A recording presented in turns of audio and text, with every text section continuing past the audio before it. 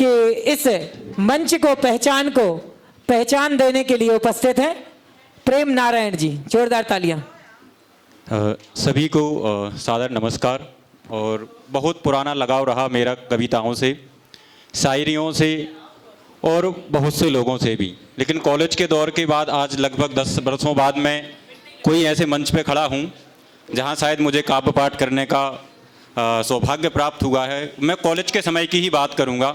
शुरुआत करूँगा मैं कुछ चंद पंक्तियों से जो अभी बैठे बैठे मैं सोच रहा था कि कहना है कि गुमी हुई प्रतिभा की मैं शान ढूंढने आया हूँ, गुमी हुई प्रतिभा की मैं शान ढूंढने आया हूँ, स्वयं के अंदर इंसान ढूंढने आया हूँ। और गौर से परखना मुझे कविताओं की कसौटी पर, गौर से परखना मुझे कविताओं की कसौटी पर, मैं शब्दों के सागर में एक पहचान ढूंढने आया हूँ, मैं शब्दों के सागर में एक पहचान ढूंढने आया हूँ। मैं कोई कवि, शायर, लेखक नहीं हूँ, फिर भी प्रयास करूँगा कि आप लोगों को अच्छा लगे।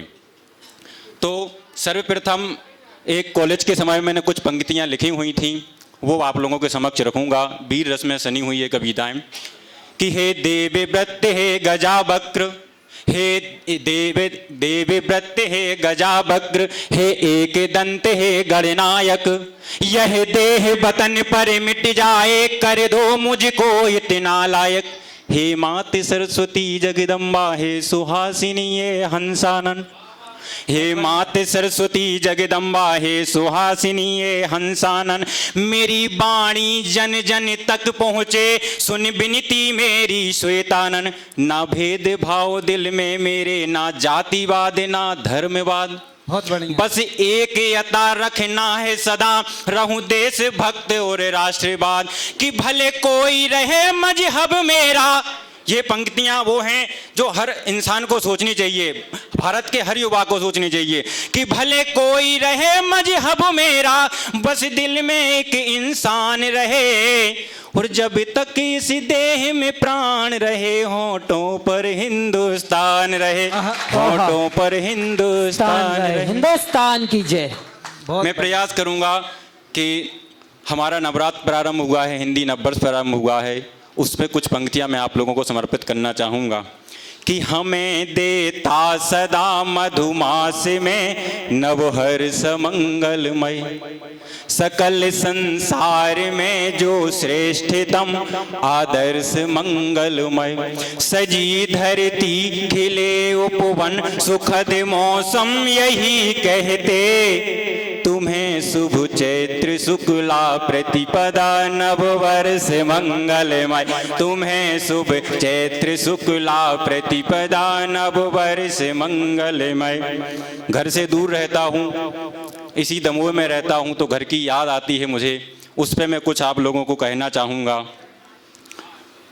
कि नजर से दूर है फिर भी नजर को वो ही भाता है, नजर से दूर है फिर भी नजर को वो ही भाता है, लिया है जन्म इस वसुधा पे, कि लिया है जन्म इस वसुधा पे, मेरा तब से नाता है। मुझे कम वक्त मेरी नौकरी ही घर से दूर ले आई, मुझे कम वक्त मेरी नौकरी ही घर से दूर ले आई, कि वरना छोड़ कर घर गाँव अपना कौन आता है, कि वरना छोड़ कर घर गाँव अपना कौन आता है।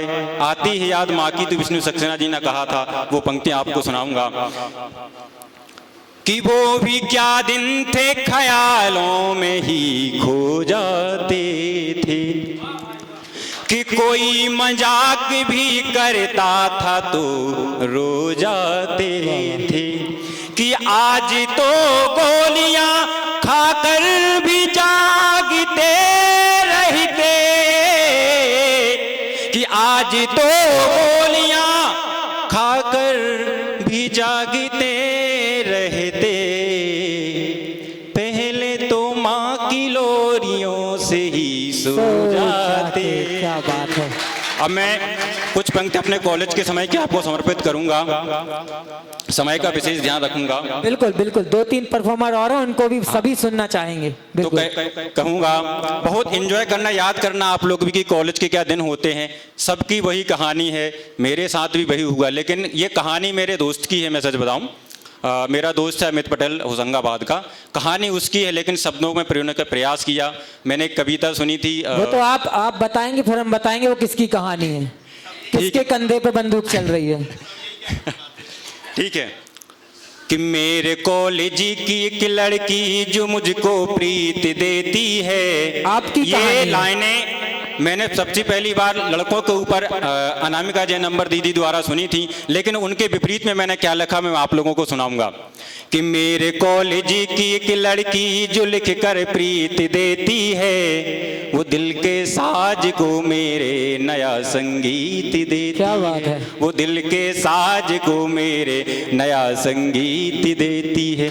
घटना वो है जब मेरा पहला दिन था, 2 साल ड्रॉप रहा मेरा 12th के बाद। जब मैं कॉलेज गया तो बहुत इंतजार था मुझे कॉलेज जाने का। कि कॉलेज के उस आंगन में, कहानी वहीं से शुरू हो गई। सबकी हो गई। कॉलेज के उस आंगन में मेरा दिन भी पहला था, वो मेरा कदम भी पहला था, कि मेरा मन भी पहला। और मिली नजरों से जब नजरें, वो दीदार पहला था। मैं उसकी जिंदगी का अजनबी हमदम भी पहला था। मैं उसकी जिंदगी का अजनबी हमदम भी पहला था।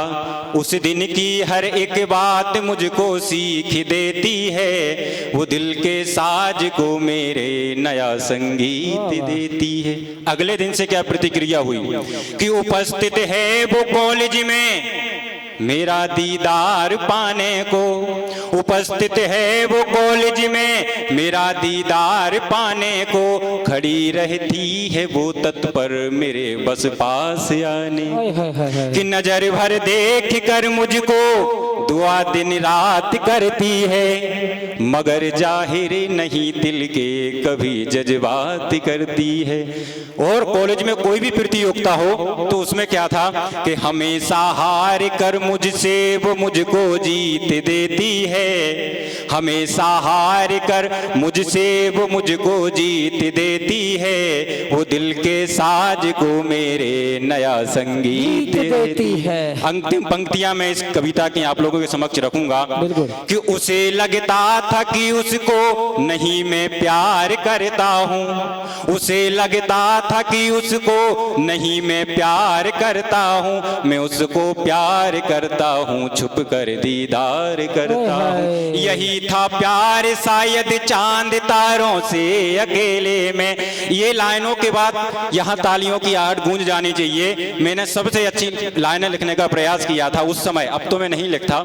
तो यही था प्यार शायद चांद तारों से अकेले में। वो मेरी बात करती है, मैं उसकी बात करता हूँ। वो मेरी बात करती है, मैं उसकी बात करता हूँ। वो जाते जाते 2 लाइनें बोल के जाऊंगा। यहाँ महिला शक्ति हमारे समक्ष बैठी हुई है और पुरुष शक्ति का मैं इसमें आह्वान चाहूंगा कि लगना चाहिए कि मैंने शायद कुछ कहने का प्रयास किया है। मेरे शरीर को देख के कॉलेज में सभी ने कहा बेटा बहुत कमजोर हो, तो वही मैं कहना चाहता हूँ कि मैं तो कमजोर हूँ, मैं तो कमजोर हूँ। आवाज से नहीं लग रहा, माइक फट जा रहा। फिर भी तुम मुझसे ज्यादा नहीं हो।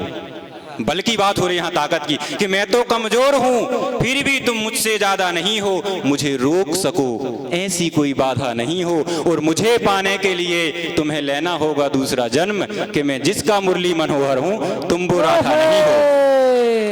दोस्त